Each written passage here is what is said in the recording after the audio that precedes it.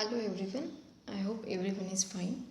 Today we are going to start the second chapter of the biology of your ninth standard, that is tissue. So in the last chapter we have seen about the cells and the tissues, cells and the cell organelles.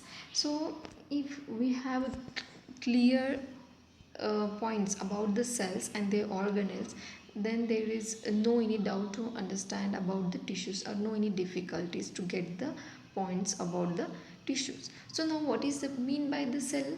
The cell is a building blocks of the life, or it is a structural and functional unit of life. So same thing about the tissue. Tissue is nothing but it is a group of a cell. It is a number of group of a cell which are similar in structure. We will see in the detail of the definition of a tissue. Okay, so which are similar in a structure, those come together to carry out a one function of a body. Okay, so that is called as a tissue. So here in the first slide I have shown you some pictures of the different types of the tissues which are present inside our body. So these are unable to see by the naked eyes. These are just captured through the electronic microscope. Okay, so in this chapter mostly we are going to be focused on the epithelial tissues and the regarding the plant tissues. So we will move towards the next slide. In the next slide we have seen the some I have given some topics which we are going to be covered here. So the first point is that about the introductions. uh, Introduction is about the tissue and what we are actually going to be see inside the tissues. Next point is that what is the actual difference between the plant tissue and the animal tissue. So we know that those animals and human beings plus the plants are not similar in structures, not in a similar in internal structure, not in appearance and any other functions. So that's why what is actually the tissues are present in both, but what are the difference between that tissues. So next is that the major division or the major types of the tissues. First one is the meristematic tissue, next one is the permanent tissue. So what are the meristematic tissue and the permanent tissue? We will see in details. So next point is that type of a permanent tissue. So types means here these are the subdivisions, means permanent tissue is the major one. So after the permanent tissue, the simple tissue and the complex permanent tissue are the subdivisions. So in this slide we are going to be see only about the tissues, the difference between plant tissue and the animal tissue, and the about the meristematic tissue.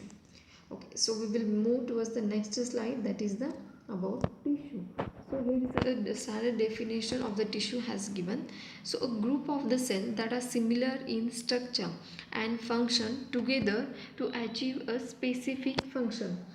A group of a cell, as I told you while the chapter name I was telling.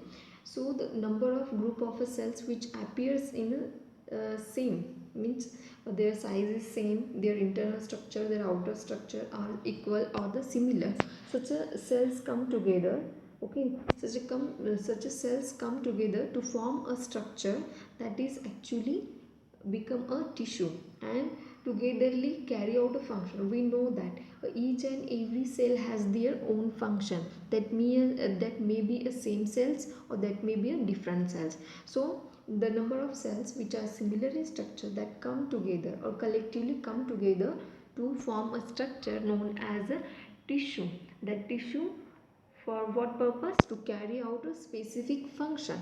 So for example I can give you here, as we know that the tissue cell has their own function. Okay, number of cells come together to form a tissue. So one more, below the definition I have given the level of organization. On that basis I am telling the example. Okay, the number of tissues come together to form an organ. This logic we know. So organ has their own function. For example, like organs are the lungs, brain, heart, and the kidneys, all this. Okay, so they have their different functions. It means that who is going to be carry the tissues which are present, the organ which is made up of the cells and the tissue, they are carrying out the function. Actually the organ is working, it means that the different cells and the tissues working together to carry out the function of that particular organs. Okay, so how they actually appears in the first slide, we were seeing that in structures you can see that each and every structure of the tissues are the same, nothing is the difference in them. So it means that similar type of the structures come to form a these are, guys, you can see here the same type of the tissues are here also the structure are similar, here also this one, all these are really in look in the similar in structures. Okay, so this is about the how they in similar. The next point is that the plant tissue. The plant tissue and the animal tissue. What is the actual difference? We are going to see here. So first of all, we will see about the plant tissue. In plant tissue, the tissues mostly present in only dead portion. The portion or the region of a plant where actually the plant tissues are in the plant. Means, for example, I can give you the dead portion, the bark of the plant or the tree. Sorry, the bark of the tree, which is appears very dried portion and blackish or the brown part. Okay, that is actually the dead portion, but inside them the number of tissues are live.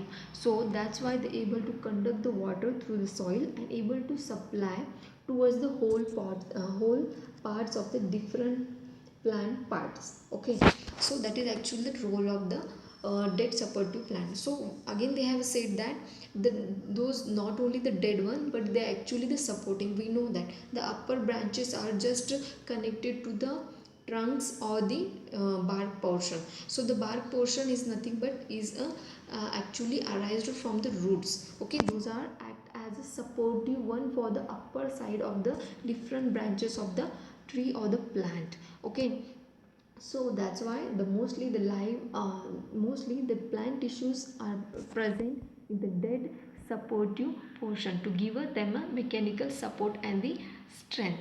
So what about the animal tissue? The animal tissue are mostly in animal, the, the tissues are mostly present only in the live portion. Live means we know that normally in organism, we or the human beings or the animals, it means that we are alive. Okay, so for that purpose our each and every body part should be continuously grow till a particular time and should be alive or the live.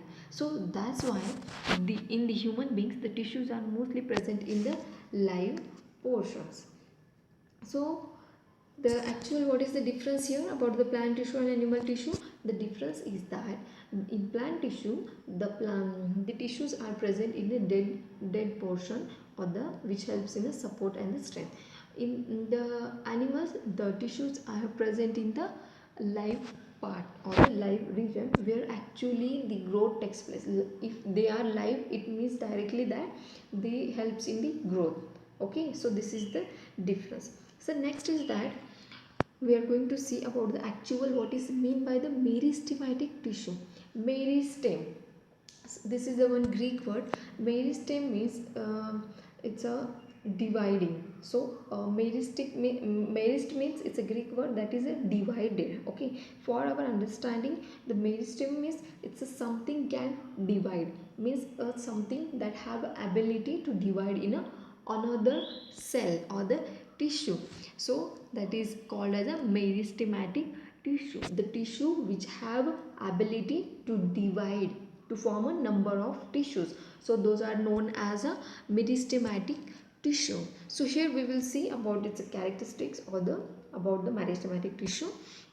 So the group of a cell that have ability to divide, a group of cell that have ability to divide means same as I told you, the number of cells come together to form a tissue. So number of tissues come together to form a organs. The same thing about in the tissue, which are the cells are present in the tissues, those come together to divide, means they are going to be divided in a next tissue forms. Okay, so next is that they are present only in certain regions, so the plant growth is restricted to those regions. These regions are meristem. they are present only in the certain region. As I told you, in animals the tissue is mostly present in the live portion. For what purpose? Just for the growth and the development. Next is that it's a result in a primary and secondary growth of the plant. So in what about the in plants? They actually leads to main two things. What are they? For the in the primary growth and the secondary growth. So we will see in the details about the primary and the secondary growth. So in the primary and secondary growth, what is mean by actually the primary and secondary? Primary means the first one, secondary means the second section.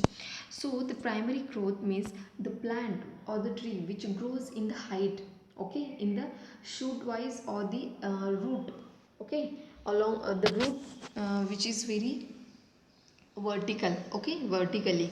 The growth which takes place in a vertical portion or the in the height of a plant, that the growth is known as in a biological as a primary growth. What about the secondary growth? The secondary growth means the plant which grows in a width wise or in the thickness, that there you can see in a horizontal way, okay, from one leaf to the next leaf. We will I have shown you in the actually where the meristems occur, okay. So in the next video you can easily see. So the primary growth and secondary growth leads in the different growths. So primary leads to for the growth of the shoot and the root, and secondary it leads for the growth of a number of branches in the thickness or the width wise. So in the next slide, the characteristics of the meristematic tissues are given. Characteristics means how they actually appear, what they consist, that we are going to see. So first point about the characteristic of the meristematic tissue is that they are small cells. Small cells means in the size. They are very small in size. Next is that they consisting of very dense cytoplasm. Dense cytoplasm means it's consisting of the very packed or the very full very in the full manner, they consisting of the cytoplasm. So or we can say very thick type of, okay. The third point is that no intracellular spaces. Intracellular, intra means inside, cellular means in between the cells, in between the two or more cells. No means no, means completely no any intracellular spaces. It means that there in the meristematic tissue there will not be spaces or the distance between two or more cells. It means the cells which are present in the meristematic tissue, they does not consisting of the any spaces in between them. So the next point is that their cell wall is a very thin one. The cell wall is thin. We have seen in the last chapter the cell wall, the plasma membrane, the coverings. Okay, so you can understand the actually the difference between cell membrane and the plasma membrane.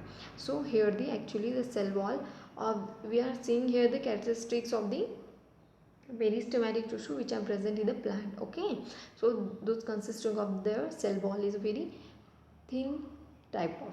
The next is they consisting of very large nuclei.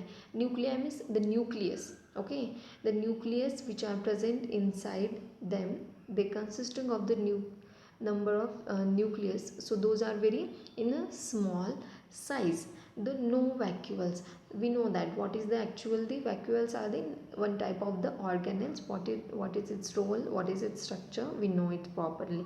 So the vacuoles are nothing but the one organelle which has ability to store the synthesized food or the fluid materials which are present in the cell. So no vacuoles means if the absence of the vacuoles are present in the cell, it means that it leads to form a rigid cell. Okay, it makes that tissue as a very rigid one.